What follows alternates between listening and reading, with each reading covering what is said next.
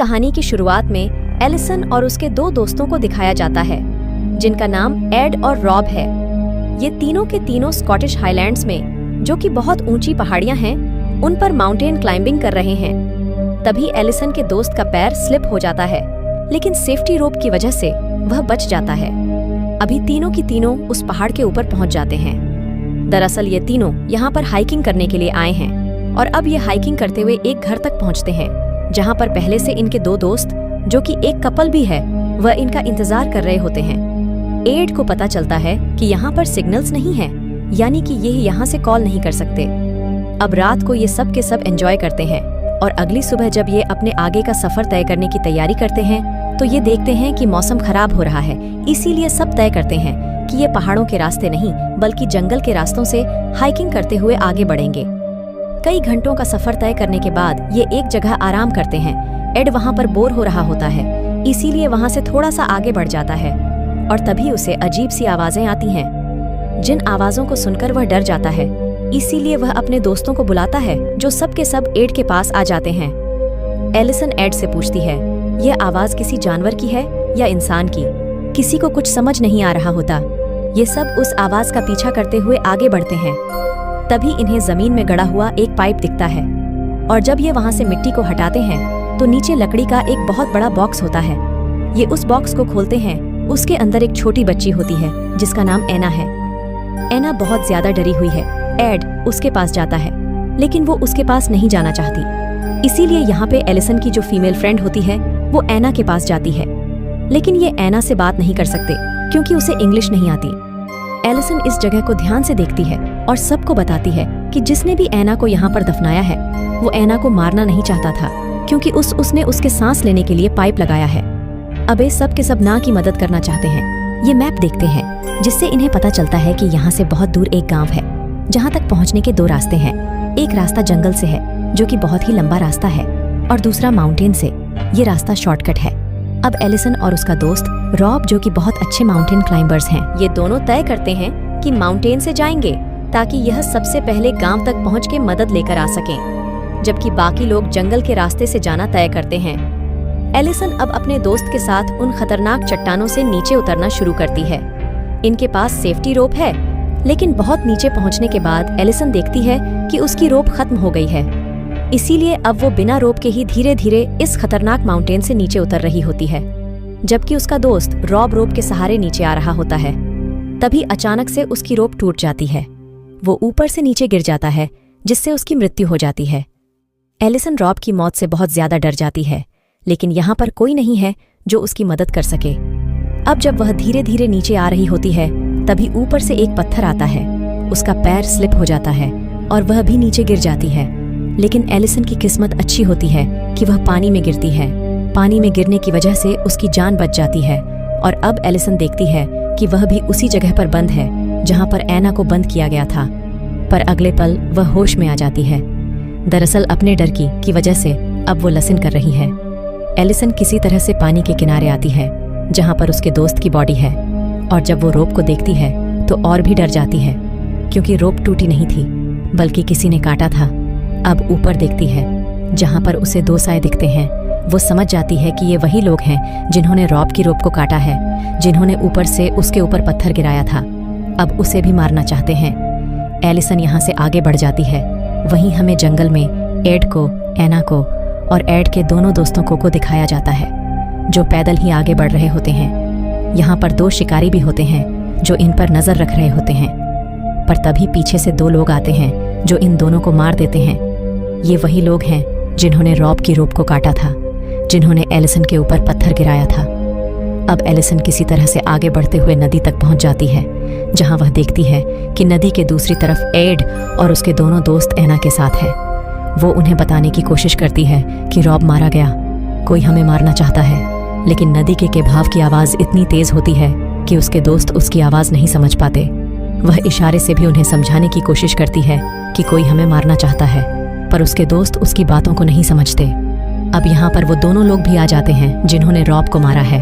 दरअसल ये दोनों के दोनों किडनैपर हैं और इन्होंने एना को किडनैप करके उस बॉक्स के अंदर बंद किया था। किडनैपर्स एलिसन की दोस्त के ऊपर गोली चलाते हुए पानी में गिर जाती है। उसने ऐना का हाथ पकड़ा था, इसीलिए ऐना भी पानी में गिर जाती है। अब ये सब अपनी जान बचाने के लिए इधर उधर भागते हैं। एलिसन ऐना को बचाने के लिए पानी में कूद जाती है। वह किसी तरह से ऐना को बचाकर बाहर निकाल लेती है। ऐना बेहोश है, लेकिन जल्दी उसे होश आ जाता है। किडनैपर्स सब भी इनके ऊपर गोलियां चला रहे होते हैं, इसीलिए अपनी जान बचाने के लिए सबको भागना पड़ता है। ये सब के सब एक दूसरे से अब अलग हो चुके हैं, लेकिन टा भागते भागते ऐना तक पहुंच जाता है। वो ऐना से कहता है कि बिल्कुल आवाज मत निकालना, लेकिन जब किडनैपर्स गोली चलाते हैं तो ऐना डर जाती है। वो जोर से चिल्लाती है। इस वजह से किडनैपर्स को पता चल जाता है कि यह कहां पर छुपे हैं। इसीलिए एक बार फिर से वो एड और ऐना के ऊपर गोलियां चलाते हैं। एड ऐना को अपनी गोद में उठाकर चट्टान के नीचे की तरफ भागता है। वहीं एलिसन को दिखाया जाता है, जो भागते भागते अपने एक साथी तक पहुंच जाती है। जल्दी यहाँ पर एड और ऐना भी पहुंच जाते हैं। एलिसन का दोस्त सबको बताता है कि किडनैपर्स हैं जो ऐना को चाहते हैं। हमें ऐना की जान बचानी होगी, इसीलिए मैं इनका ध्यान डाइवर्ट करने के लिए दूसरी तरफ भागूं, और जब ये मेरे पीछे आएंगे तो तुम ऐना को लेकर यहाँ से निकलना। इसीलिए अपने हाथ में कुछ उठाकर एक दिशा की तरफ भागना शुरू कर देता है। दोनों किडनैपर्स को लगता है कि उसके पास ना है। वो उसका पीछा करना शुरू कर देते हैं, उस पर गोलियां चलाते हैं। उसे गोली लग जाती है, जिससे उसकी मृत्यु हो जाती है। यहाँ पर एलिसन को और एड को मौका मिल जाता है। वो ऐना को लेकर इस जगह से निकल जाते हैं। काफी दूर आने के बाद एड कहता है कि मेरा पैर जख्मी है, मैं आगे बढ़ नहीं सकता।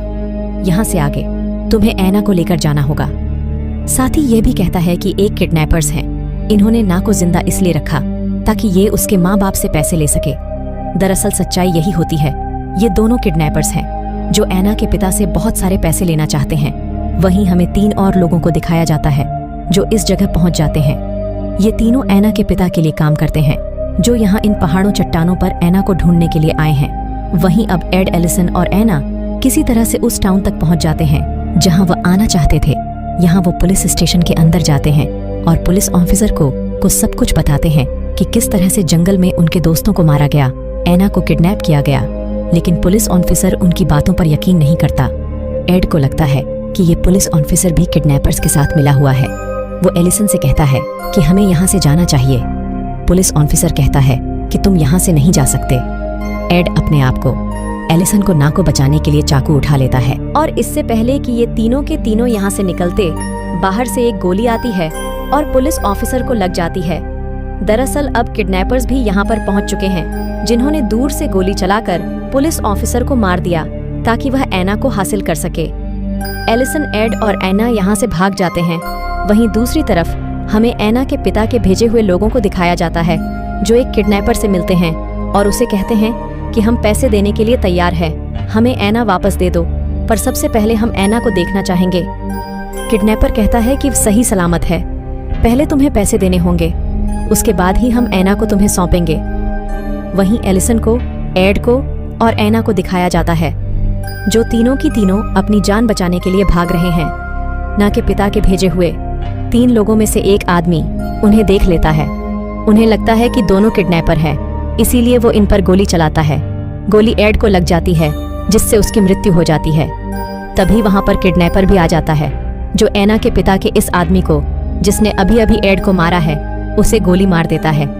पर मरने से पहले वह अपने दूसरे साथी, जो इस वक्त दूसरे किडनैपर के साथ डील कर रहा है, उसे बता देता है कि किडनैपर्स के पास ऐना नहीं है। ये सुनने के बाद वो किडनैपर जिसके साथ वो डील कर रहा है, उसके ऊपर हमला कर देता है। वहीं एलिसन और ऐना को दिखाया जाता है, जो भागते भागते घर में आ जाते हैं।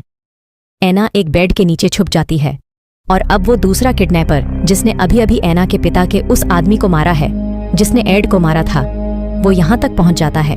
वो घर के मालिक को मार देता है, जिसके बाद वो एलिसन को पकड़कर उसका गला दबाना शुरू कर देता है।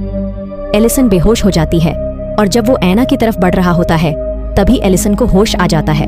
वो कि किडनैपर के ऊपर हमला करती है और उसे ऊपर से खिड़की से नीचे गिरा देती है। नीचे गिरने की वजह से उस किडनैपर की मौत हो जाती है। पर अब इस घर में आग लग चुकी है, चारों तरफ धुआं होता है। ऐना की जान बचाने के लिए वह उसे ऊपर से नीचे लटकाकर नीचे घास में फेंक देती है, जिससे उसकी जान बच जाती है। पर खुद वह धुएं की वजह से वहीं पर बेहोश हो जाती है। कुछ देर के बाद उसे होश आता है।